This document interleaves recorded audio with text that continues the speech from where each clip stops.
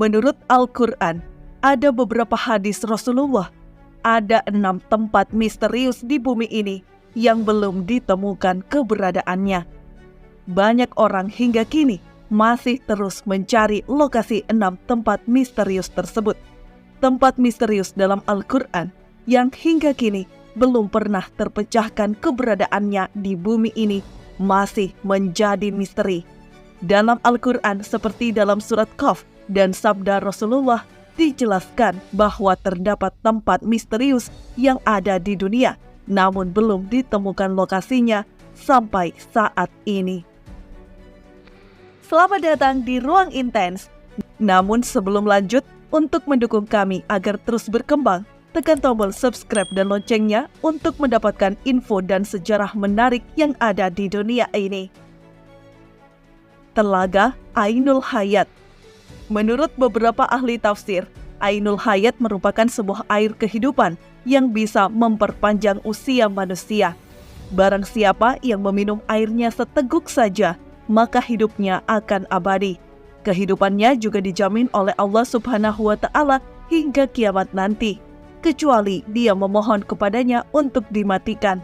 Sejumlah hikayat mengatakan bahwa Allah Subhanahu wa Ta'ala menciptakan dunia dan menurunkan beberapa tetesan air dari surga ke dunia.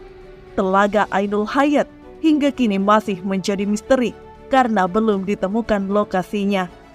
Beberapa sumber juga mengatakan bahwa Dajjal pernah mandi dan meminum air tersebut sehingga ia masih tetap hidup sampai saat ini. Tak hanya Dajjal, seorang nabi bernama Khidir juga dipercaya masih hidup hingga saat ini dikarenakan meminum air ini. Beberapa pendapat mengatakan bahwa letak telaga Ainul Hayat dijaga Nabi Khidir. Telaga ini berada di Pulau Bermuda. Oleh karena itu, banyak kapal dan orang hilang saat melewati daerah tersebut. Karena di sana, para setan berbondong-bondong mengelilingi tempat tersebut untuk merebut Ainul Hayat.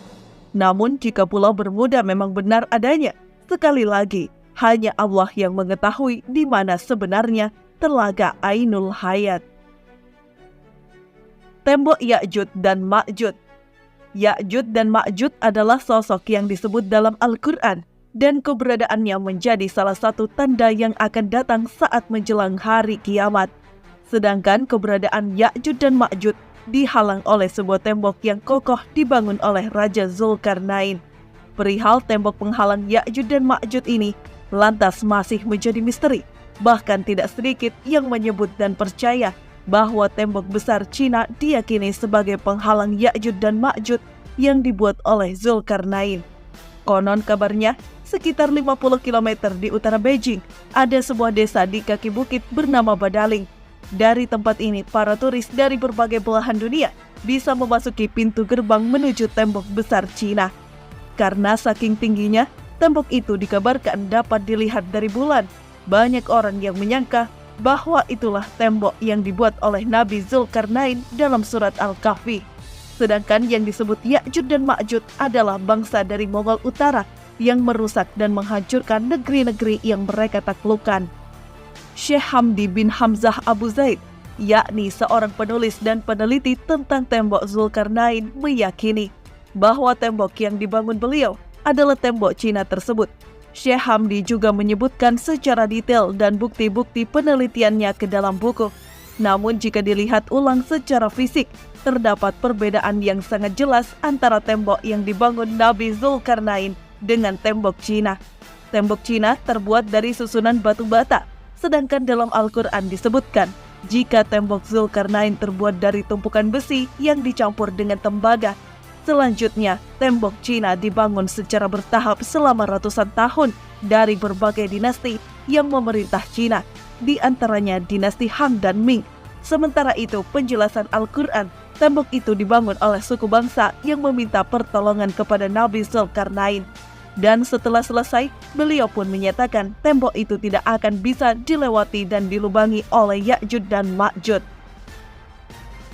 Berbeda dengan penjelasan Syekh Hamdi bin Hamzah Abu Zaid, Abdullah Yusuf Ali dalam tafsir The Holy Quran menulis, di Uzbekistan, tepatnya di distrik Hisar, sekitar 240 km di sebelah tenggara Bukhara, ada celah sempit di antara gunung-gunung batu. Letaknya di jalur utama antara Turkistan ke India. Tempat itu kini bernama Buzgulkana dalam bahasa Turki. Dahulu nama Arab dari tempat ini adalah Bab al-Hadid, yang semuanya bermakna pintu gerbang besi. Sayangnya, kini hasil foto satelit pada ordinat itu sudah tidak ditemukan lagi tembok atau pintu besi tersebut. Pulau Dajjal dikurung. Dalam Islam, Dajjal dipercayai sebagai salah satu makhluk yang akan muncul di akhir zaman. Namun, hingga saat ini, lokasi Dajjal dikurung tidak ada yang mengetahuinya, karena sangat minim informasi mengenai Dajjal tersebut. Sejumlah orang kemudian berpendapat bahwa Dajjal dikurung di sebuah pulau bernama Socotra yang berada di Samudra Hindia. Kepulauan ini lokasinya berada 80 km sebelah timur dari tanduk Afrika dan 380 km selatan Jazirah Arab. Kepulauan lokasinya sangat terisolasi, sehingga 1/3 dari floranya tidak dapat ditemui di tempat lain selain di dunia, selain di kepulauan ini. Karena pendapat tersebut tidak memiliki dalil yang kuat, sehingga banyak ulama yang tidak setuju jika Dajjal dikurung di Kepulauan Socotra. Kerajaan Nabi Sulaiman. Nabi Sulaiman alaihi salam merupakan putra dari Nabi Daud alaihi salam. Nabi Sulaiman dikenal sebagai raja yang kaya raya dan memiliki kekuasaan yang sangat luas sebagaimana dijelaskan dalam Al-Quran.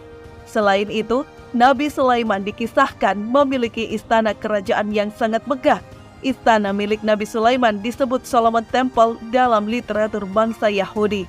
Keberadaan istana Nabi Sulaiman sudah tidak ada karena telah runtuh, kecuali hanya tembok sebelah barat yang tersisa dari bangunan kuil atau istana yang masih berdiri.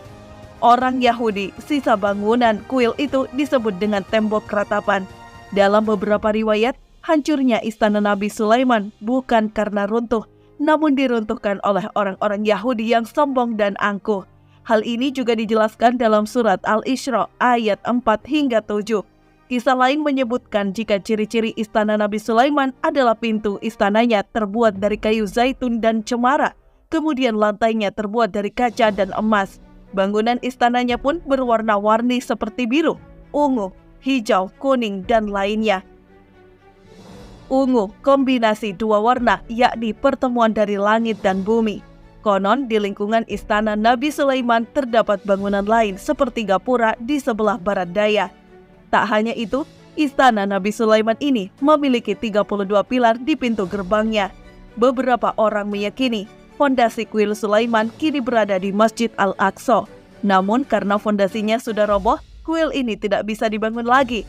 Konon katanya, istana kerajaan Nabi Sulaiman terletak di sebelah selatan The Dome of Rock, yaitu masjid yang dibangun oleh Khalifah Al-Walid dari dinasti Umayyah. Tetapi, hingga saat ini keberadaan kerajaan Nabi Sulaiman tidak ditemukan keberadaannya ataupun sisa peninggalannya. Jabal Khuf atau Gunung Khuf.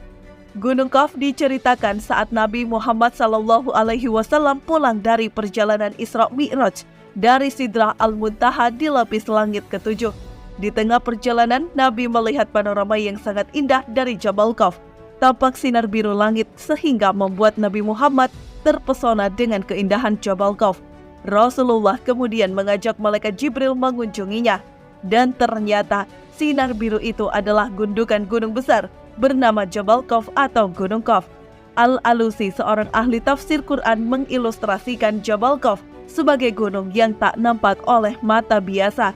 Di dalam Al-Quran sendiri, Jabal Khuf diabadikan dalam surat Khuf, namun sampai saat ini tidak ada orang yang mengetahuinya.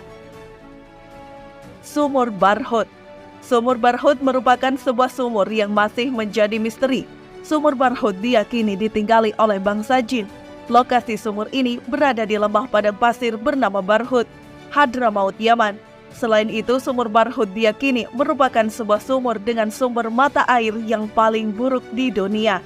Sumur Barhut memiliki luas sekitar 100 meter dan memiliki kedalaman sekitar 250 meter.